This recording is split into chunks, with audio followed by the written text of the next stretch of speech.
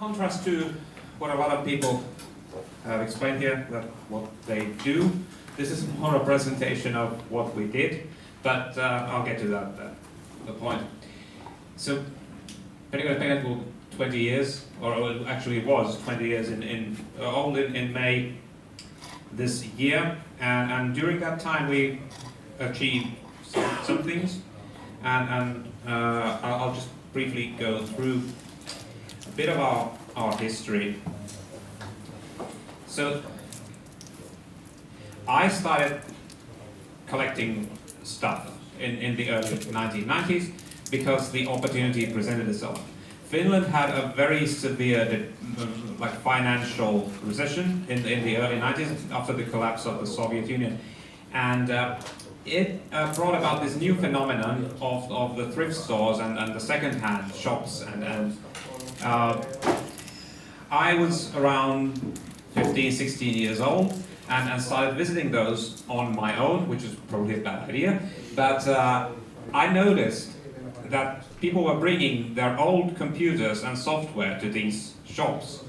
And I noticed that a lot of this stuff is computers and games that I've read about but I've never seen. And they were there just for the taking, basically. The money involved was very little. So I started buying that stuff. It was with no grand plan at the beginning. I just wanted to see what it was about that I had been reading about like 10 years earlier. And it amounted to quite a lot quite soon. And this is the first article published in the local newspaper about me and my brother Ville, who's not here today. And it's just about this crazy teenager. Oh, I was 18 years old, but at that time who was all these old computers. It started off by buying back a Commodore 64 and then a VIC-20 and then all the other stuff.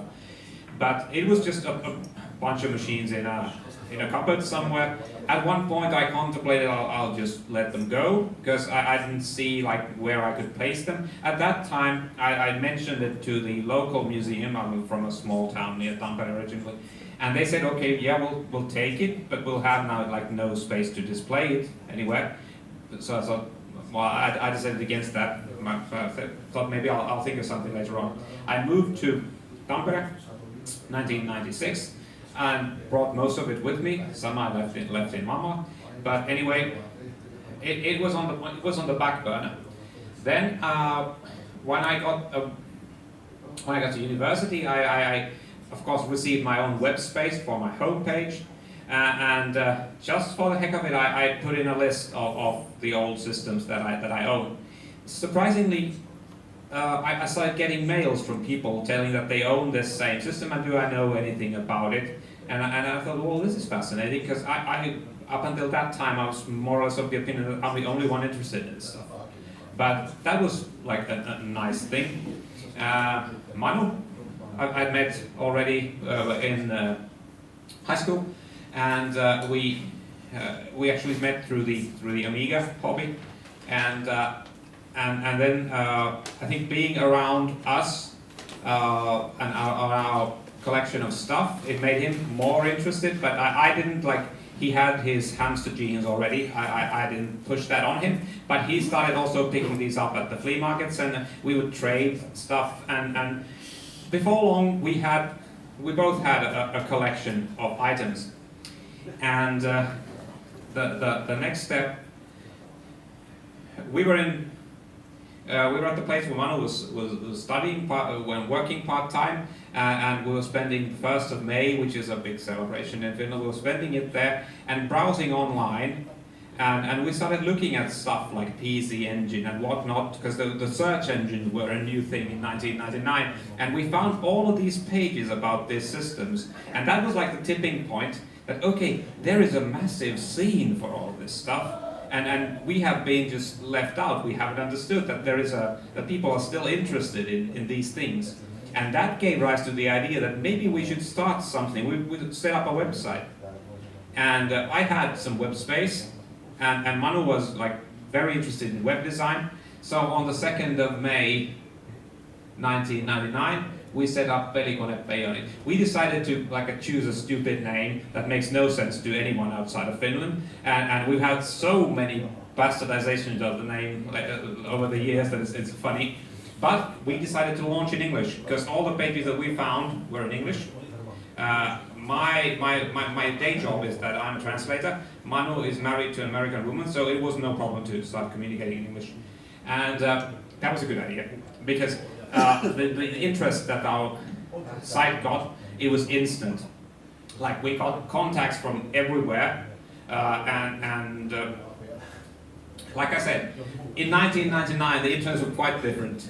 There was no Facebook. There was no common place where everyone would gather. But there were news groups and web rings. That was a big thing. So we joined a few web rings, and that brought traffic to our site. And we got so many new contacts. And back in the day, because this stuff was, even though there was a scene, it was mostly worthless. So what we would do is we would trade. So I'll send you this, because I have two, you send me one of those. And back after the launch of the site, and looking at the first 2 years after the site was first released, our update log was filling up with receive this, receive that. So we would double or triple the collection that we had in the space of 2 years, and virtually for the price of postage. Because we had decided that, okay, this has no monetary value at this point, so we're just trading straight across or trading 2 for 1 and whatnot. And this would be impossible to do nowadays because eBay has put a price on everything. So that there is no product that is too niche to somehow price. But I notice, actually, as an aside, that the hardcore collectors are going back to trading now because the money involved is just stupid. I'm in several Facebook groups where the discussion is along the lines of, I could get 500 euros out of this, but if you have this one game, then I'll trade you. Because I want that game more than I want to deal with the hassle of selling this to someone and waiting for the money to clear. So that has come full circle. But anyway, that was what we did. Another side effect was we started getting all these contacts from people in different businesses, mostly from publishers of games, and Pelit magazine was the first one to contact us, and they asked us, could you bring some retro systems to our trade show, because they had a fair, and they wanted to set up a booth, and of course we wanted to do that, so we did the first one in the early 2000s, I think it was a Game World show, and then we did the Expo and so on. But this was where we started gathering experience about how to display these systems, because of course we understood that okay, we cannot do this and these will break easily, and how should we, but in the beginning we would just bring the stuff there, load software from disk, unless it refused to load, then we would load something else, and then keep breaking the joysticks, keep trying to fix them, and all of this, it was a maintenance nightmare every time we did this, because our stuff, and now we were running it somewhere where 1,000 people could easily touch it over the weekend. So we had some hardware loss, but it was worth it because we learned a lot about what works and what doesn't. Our first exhibition was in late 2002, and it was so funny because it was the museum of the very small town that we were from. Because he had been looking for, the curator had been looking online for some machines because he had an idea. Turns out, all of these machines were less than 2 kilometers away from where he lived. So he contacted us and set us up with a space, and we brought all of this stuff there, and it was called digital archaeology. And it was not even 2 months, but it was a big deal for us. I remember that we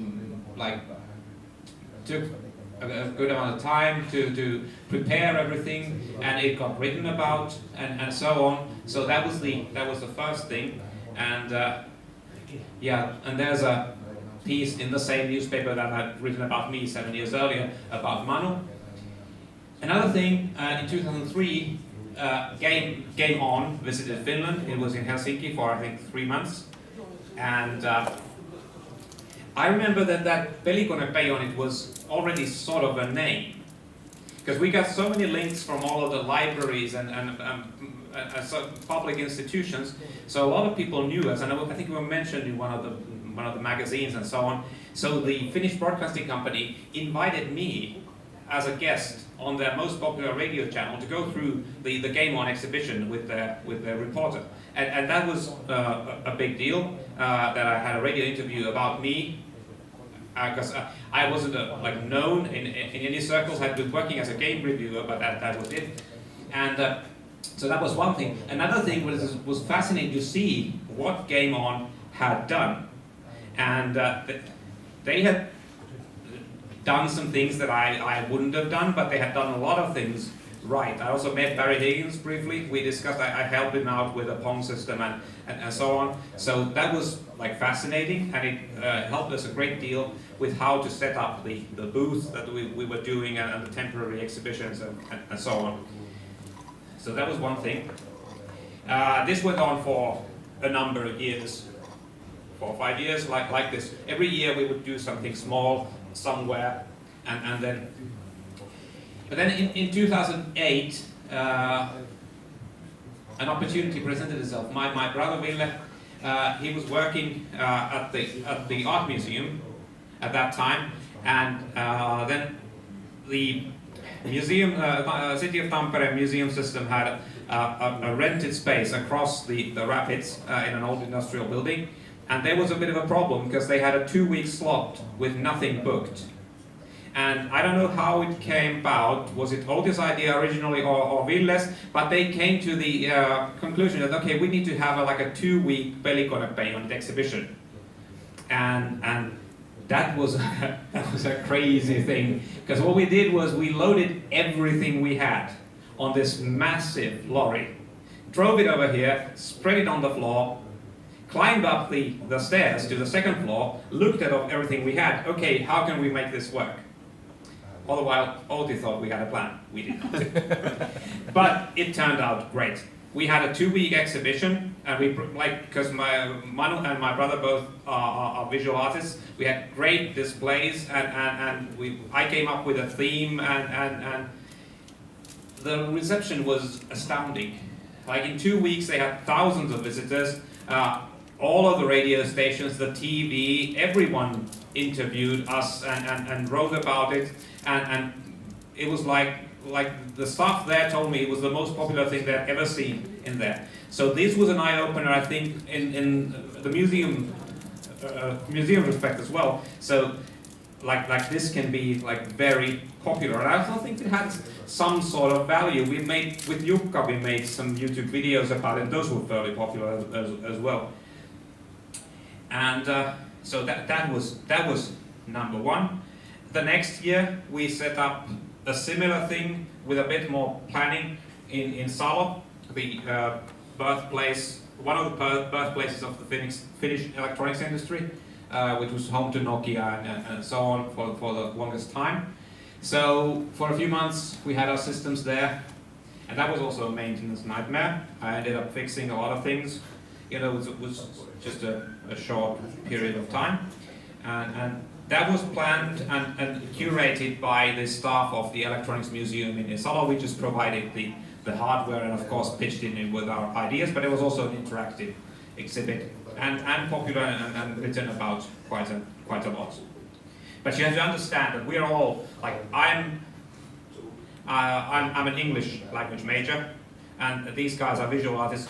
None of us had any idea how to maintain electronics. We had to learn as we went. And like Tony was explaining about fixing the arcade cabinets, there was little to no information available, so we were just like replacing stuff until it's not broken anymore. Sometimes you had to replace quite a few bits. Then that turned into the next big thing. There was a small electricity museum in Hämeenlinna that's now closed, called Elektra. And they had seen the Pela exhibition. They got an idea that they'd like to do something of their own, and they had this very nice thing called Elektrasta Pongit. Elektra was an old game that we actually have on display here at the museum, and it was like a 100-year chronicle of electronic things. And So that the plan was for it to run for 1 year. It was so popular they extended it for a second year. Then the Museum of Technology, Pelimuseo in Helsinki, picked it up. So they took our machines there. We were of course happy because this was all stuff that we didn't now have to store. But so it was a way for, and you know that's very dangerous when you have like a collector mind, because free space it means you can buy more stuff. And by the time you get your stuff back, you realize, I should probably have not done that. But that also taught us that the one important lesson is that if we wanted to set up a museum like ever, we couldn't do it in Helsinki because stuff kept breaking. They didn't have a budget to fix anything, so it was like, if you're ever in Helsinki, can you stop by and take a look at this? Well, I'm never in Helsinki, and especially not if I'm not being paid. Then it was like, they had problems with the hardware. So that was an important lesson, that if you set up something like this, you need to have the maintenance agreements in place and people taking care of the hardware. Otherwise, a lot of people will be disappointed. Because I read some very critical reviews about the exhibition. That's very nice and well thought out, but next to nothing works. So that was interesting and got some coverage. And then the discussion about the actual museum. We named our website the Arctic Computer and Console Museum, and we didn't think much of it. We thought it was okay, this is a virtual museum, but of course the idea popped up from time to time. When I read our old interviews in different magazines, it would get mentioned. Like we would bring it up, like we were thinking about, okay, maybe building a museum, but the reality was that it would be difficult. And but then it sort of started changing because the retro came into the mainstream, as has been said several times already, and the fact that we started getting some actual interest from the real cultural academic circles, like for example the TR1 exhibition, and then a very important one, 2012, the Finnish Games Then and Now, curated by Anna-Kaisa Kultima, who sadly couldn't be here today. We also provided hardware for that exhibition, which was one of the cornerstones, it turns out, later on for establishing the Museum of Games, and a lot of the material could be reused in our writing. And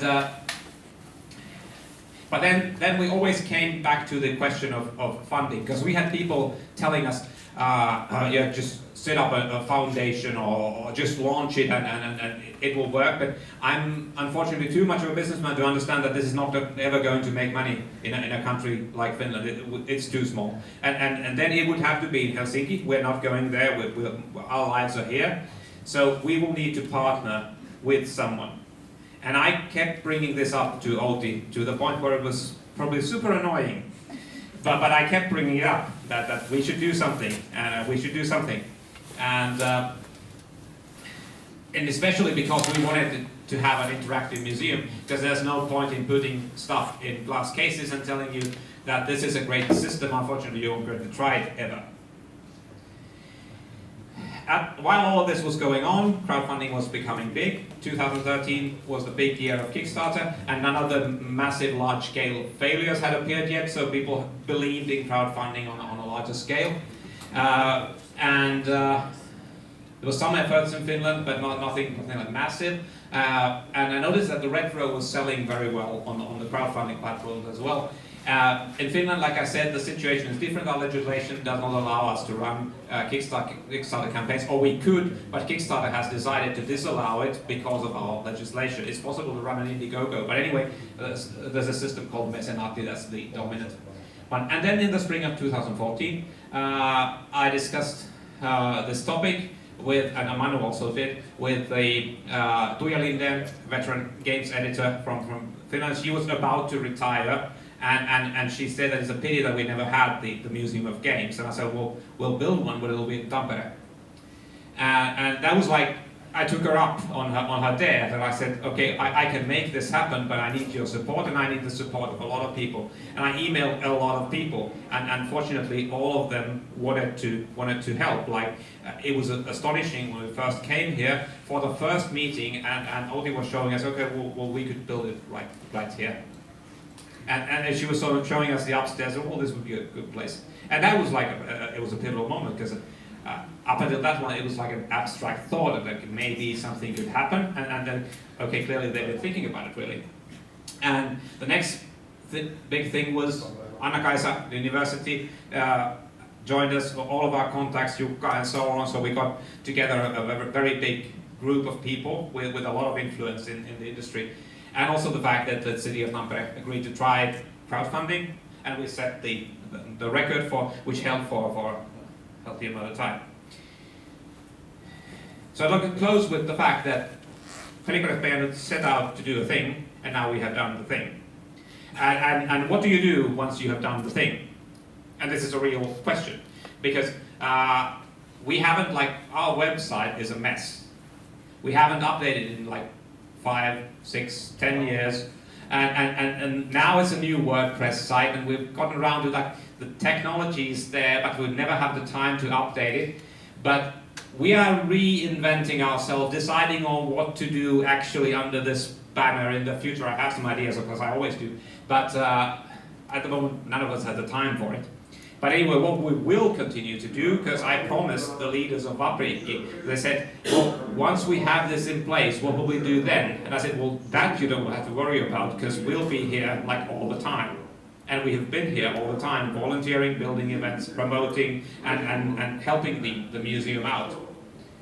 And like I said, we got rid of a lot of stuff, and we probably shouldn't have done that either, because somehow I have two warehouses, and for whatever reason they're filling up again. Like it's one of those things. Yeah, that was my last slide. So if you have any questions. Thank you, Mikko. Maybe time for one question while Lauri sets up. Maybe 2 quick questions. But please.